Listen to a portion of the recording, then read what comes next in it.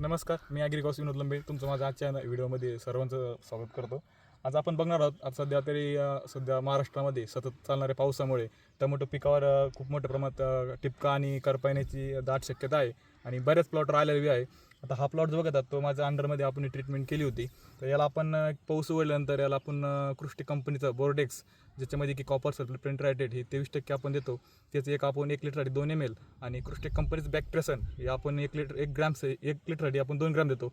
अशा आपण एक याच्यावर स्प्रे काढला होता. तर तुम्ही बघू शकता याच्यावर तुम्हाला कुठेही काळ्या प्रकारचा टिपका दिसणार नाही आणि कुठेही खालून येणारी बुरशी किंवा करपा या प्लॉटमध्ये नाही. तुम्ही पूर्ण प्लॉट बघू शकता की सेटिंग आणि आता डेव्हलप कसं का झालेलं आहे. याच्यामध्ये आपण एक फुल ड्रॉपिंगसाठी एक फवारणी काढली होती, जी की कृष्टी कंपनीचं कॅपट आणि क्रोस्टीम त्याच्या ती फवारणी काढल्यामुळे या प्लॉटमध्ये फुल सेटिंग खूप मोठ्या प्रमाणात झालेली आहे. आणि सेटिंग तुम्ही बघू शकता, त्याचा सेटिंग आणि साईज ही खूप मोठ्या प्रमाणात चांगली झालेली आहे.